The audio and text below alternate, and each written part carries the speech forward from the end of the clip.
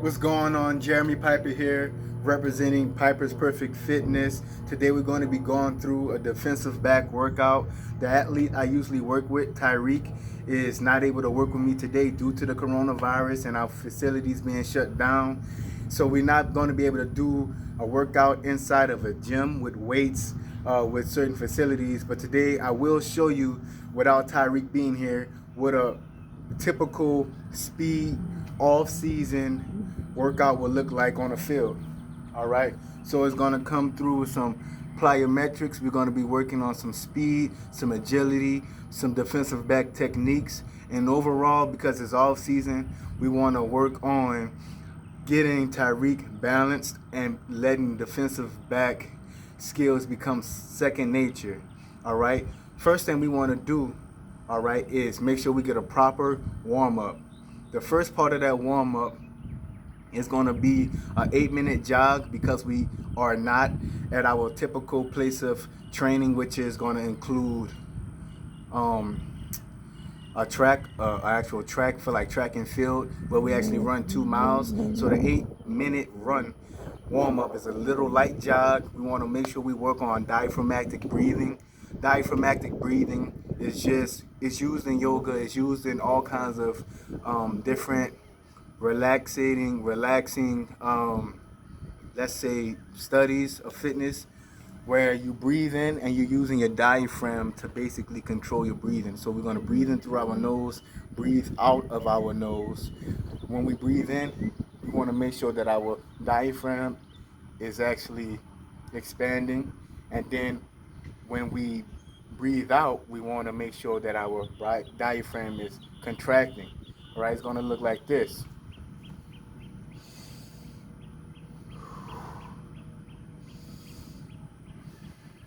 Doing that is going to allow us to properly control breathing, build stamina, build endurance, and actually going to allow us to perform better when we're on the field. All right.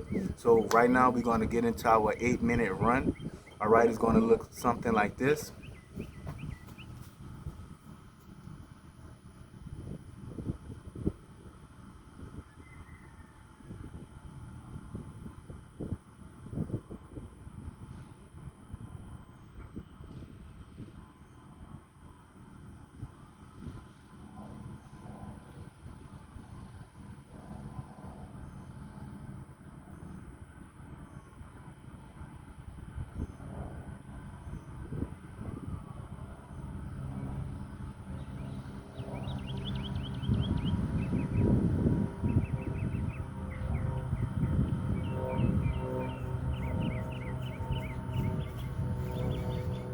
And we just continue at that pace for about 8 minutes, right? As you go on, your pace is going to pick up.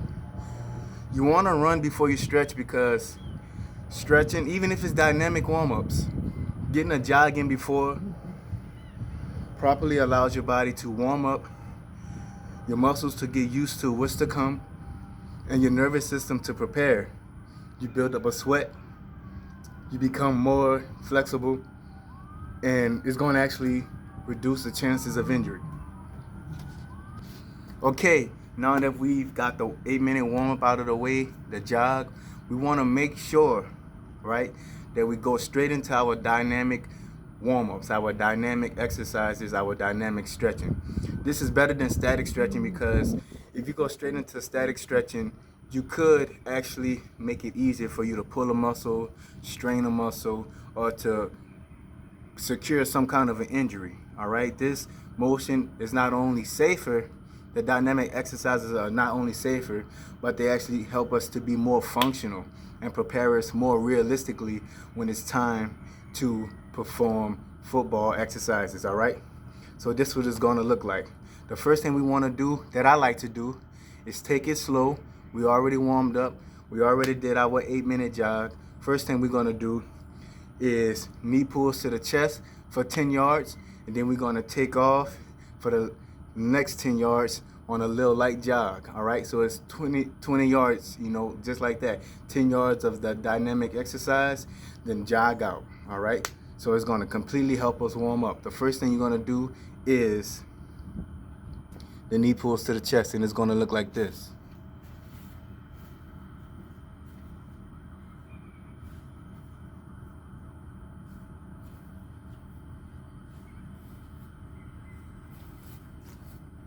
Now when we're doing the knee pulls to the chest, you notice that I have my toe up. All right, when I pull my knee to my chest, I have my toe up. We want to dorsiflex because we want to get used to having that toe up. It allows us to work on our shin muscles to help prevent shin splints, and we want to practice getting that knee drive up with our toes up, because when your toes come up and they go down when they make impact with the ground, that's actually going to produce the most beneficial amount of force when we're running. So we want to always have that in our minds, to where everything we do, even if it's the warm-up, it is going to directly correlate positively with the way we want to perform and maximize our potential on the field. So we doing that. Another thing about this is, I see a lot of athletes grab the knee high and just pull hard. When you're doing your dynamic warm-ups, everything should be smooth to reduce risk of injury, but also you want to grab your knee low and not put so much stress on your hip flexors by pulling it up and then taking it up even more. All right, next we're going to go straight into the knee bends, right? You want to get right here and you want to pull back on your ankles, right? Ankle pulls. The ankle pulls are going to stretch and help give you some flexibility in your quads. All right, I see a lot of people do this and they want to pull their ankles up to their butt. That's not really why we do this. We want to pull our ankles back behind us, and that's going to give us more of a stretch in our hip flexors, also in our quads, right? So it's going to look like this. Take your time, be smooth, take it back. Take it back. An alternate way, an alternate version of this that I like to do is simply grabbing across. So instead of grabbing it like this, grabbing it like this. All right, if you have a hard time grabbing it this way, it's a lot easier to grab it across. Boom, and still be smooth, be patient, and take your time. All right, dynamic exercises are very important. So I'm just gonna run through the rest for the sake of time, but after each exercise, you want to do in the same manner of a 10-yard jog. Okay, so we have our knee pulls to the chest, we have our ankle pulls. I like to go next to the A skip, which is like this. When you're A skipping, you want to make sure that you're bringing your foot, we're dorsiflexing still, which means getting that toe up when your knee goes up, bringing those toes down when you make that impact with the ground to give you the most force, right? Force forward. You want to make sure that you're not bringing this foot behind you, but instead bring it straight down to get that force, because you run faster when you put your feet right under your body. Even though it may look like you're running with your feet behind you, it's better when you put your foot straight under you. So your A skip is going to look like this. From the A skip, I then go into B skips. B skips are similar to A skips, but we're going to make sure we kick out at the bottom. All right. Now we're not going to try to karate kick, but there's a little kick out at the bottom. It's going to look like this.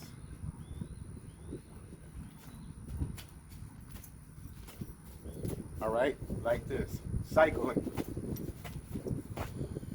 You want to make sure you cycle through. The cycling through of this is exaggerated because we want to make sure that we over exaggerate so that when we start to run, it becomes second nature, right? And we won't have to exaggerate and we won't have to think. It'll already be ingrained in us as athletes. All right, next we want to walk on our toes for 10 yards and then jog for 10 yards, right? This is still a dynamic workout. Dynamic exercise. We're on our toes, and we just want to stay on our toes and walk.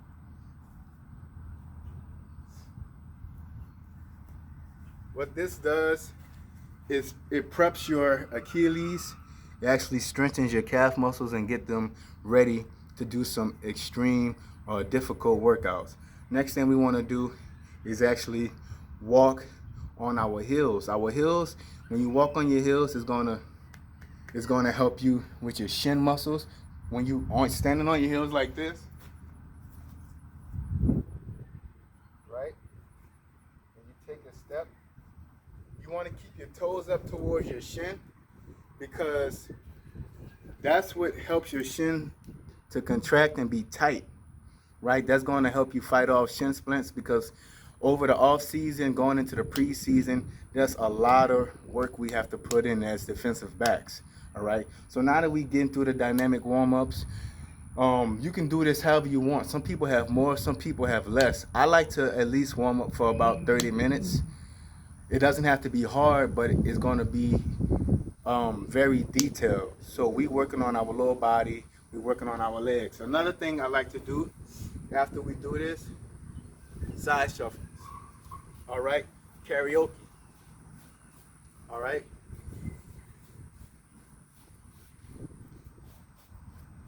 We do that each way for 10 yards and then jog and then do it the other way for 10 yards and jog.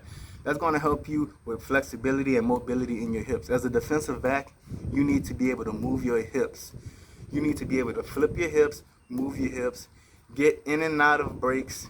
And that's why we're doing that. Now, when we're doing all of these dynamic work exercises, all of these dynamic stretches, you want to make sure that you are being smooth, being patient with yourself, and working the technique, not just going through the motions, all right? Not just going through the motions. So you want to make sure you work it as best you can. 100%, take your time, but make sure you go through everything as best you can, all right? So now we're gonna put on our cleats. We're gonna put on our actual performance footwear. I like to use Adidas, but we're gonna put on our cleats now. Now notice I didn't warm up with cleats on.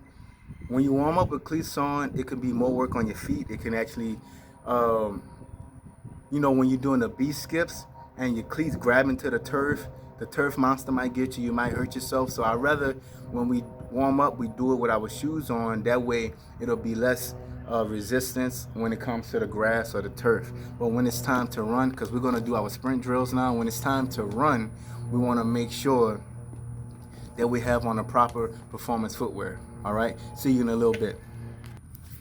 Now that we've got the dynamic warm-up out of the way and the 8-minute run, all right, we're fully warmed up. The first thing I like to do is get directly into speed drills.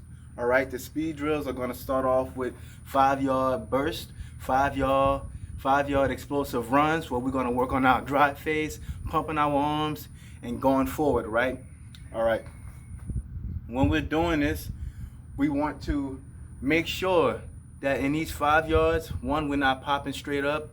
2, we're not trying to look up. We want to keep our head down, and it should be about 2 to 3 steps. Always want to work on that first step being around 1 yard, at least 1 yard. All right, if you have an athlete, he may not be the tallest, but if he can increase his turnover and his actual stride, especially at the beginning, it'll make him faster. So we want to make sure that when we come out, we're getting that full extension on that first step, and we want to finish out through those 5 yards. All right, it's going to look something like this.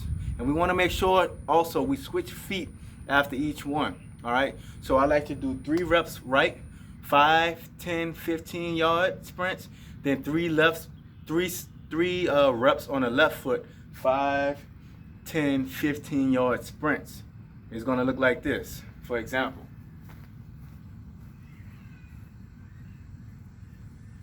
It's going to look like this.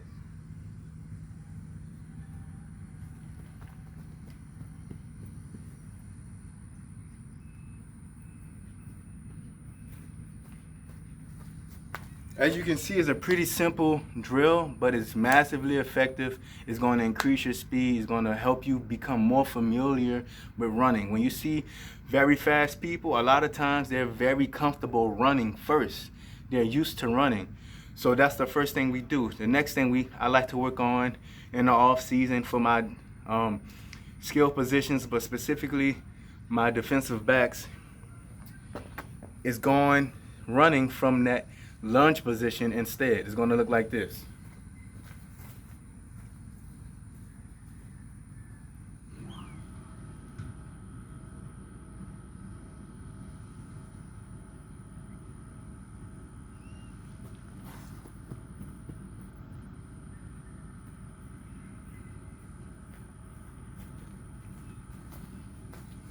Now, I especially love this drill because it works on your fast twitch muscles. It works on sending the message from your brain to your muscles quicker. It's all around a speed building exercise. What I like to do when I have Tyreek here is to blow the whistle and have him react. When you work on reaction like that in a game, it simulates more of a game style. You don't want to count 1, 2, 3, go. You don't want to do that.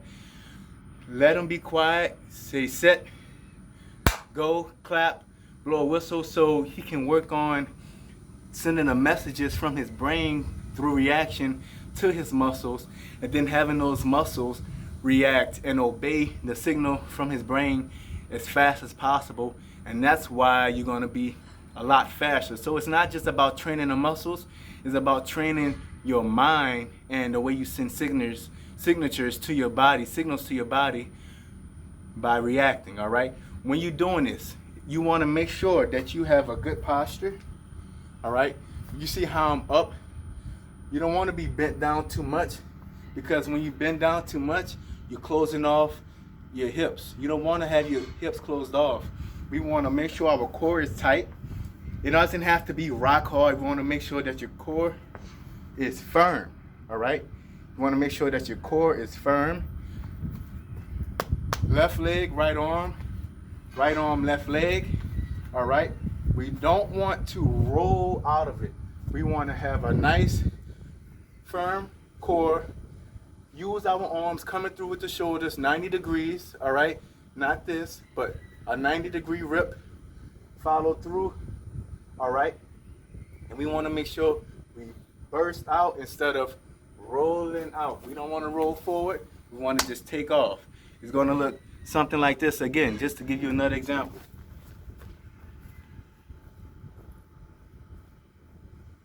Right arm, left leg, explosively forward, not rolling into it, but going forward, not standing straight up, but going forward like this.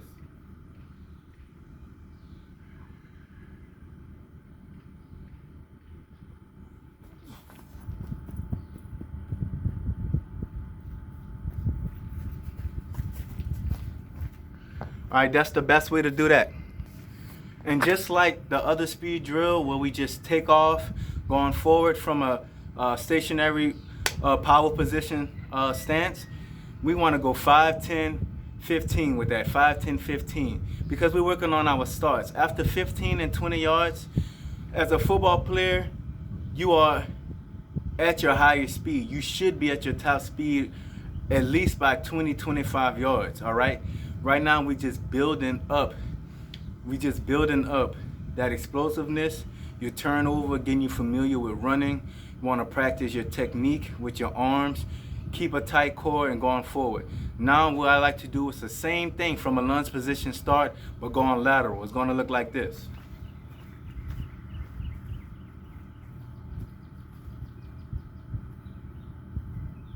You want to have whatever way you're going, we're going left. You want to have that leg down, have your right leg up, left arm, right leg.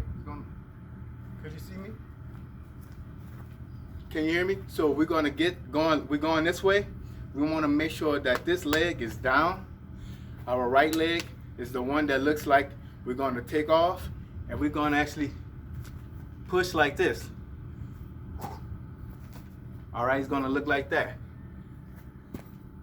All right, when you do this, you want to make sure you get your head to the left, push off that right leg, bring through like this. I see a lot of athletes when they do this, they are not flexible in their hips, so they might take a short step, but after doing this time and time again and focusing on get a maximum burst, getting your best stride, getting the most reach out of your first step, they're going to improve. But this is the off season, and right now we just want to work on speed, agility, especially during the times of the coronavirus. So it's gonna look like this. Still standing tall, keeping the core tight. When you're in all of these lunge positions, all of these speed drills, you wanna make sure that whatever leg is the rear leg, either way, that glute is tight, that is loaded, is ready to fire off, because your glute is gonna give you that takeoff. All right, it's gonna give you that push to get things started in the first place, to give you that good acceleration. So that's what we're working on right here. So whatever leg is up, like my right leg is up, right? We want to make sure that glute is loaded, tight, and ready to propel me forward. It's gonna look like this.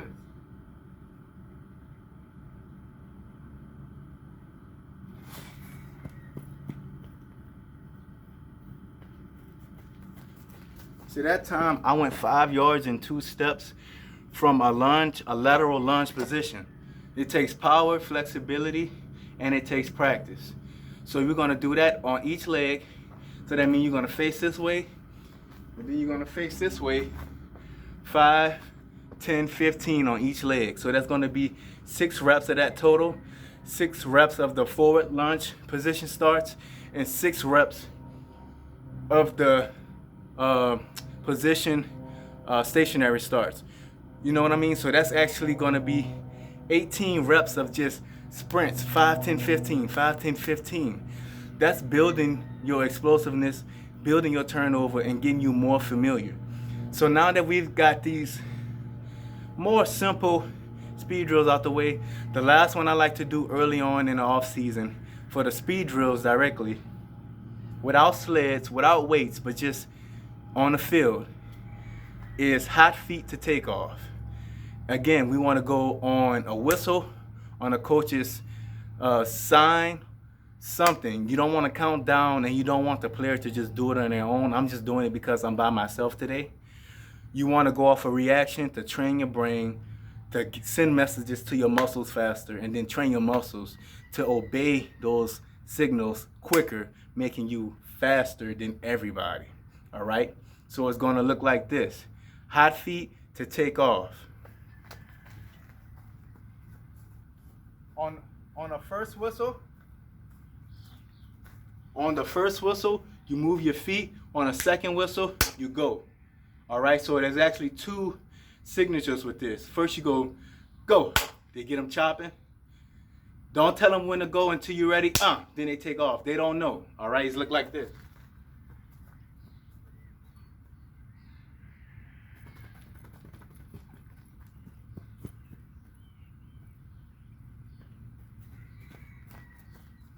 Gonna look like that. Now you could do however you want your hot feet to do. I like to make them sometimes go lateral, like this, in and out. Sometimes I like to make them go back and forward to take off. Sometimes you can just simply have them chop their feet in place and then take off. The purpose is they never know what foot they're gonna have to take off on in a game. As a DB, you might have to plant off your right unexpectedly. You might have to plant off your left unexpectedly. But you got to get the job done, and you want to be fast and quick and comfortable and safe. Now we're going to go into some DB specific drills. First, I like to start off with the W drill. It's pretty simple. You just backpedal and come up on the cones. It's going to look like this. When you're backpedaling, we want to stay low. All right, keep our bodies low. Backwards, forwards, backwards, forwards, backwards, forward. Coming up on an angle each way, all right? 45-degree angle coming down. It's gonna look like this.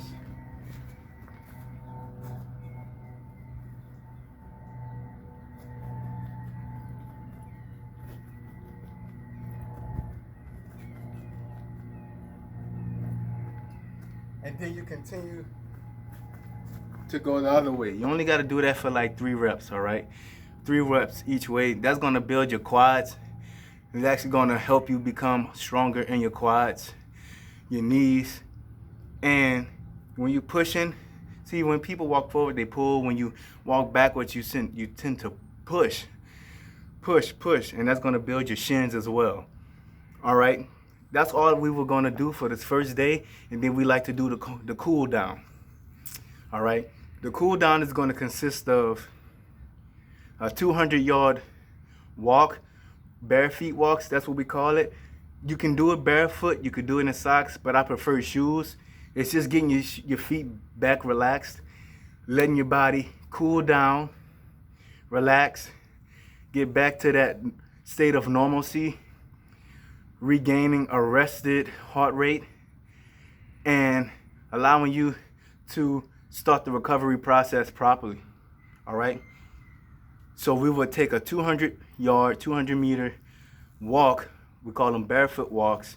Slowly, not fast. It's not a workout. It's part of the cool down.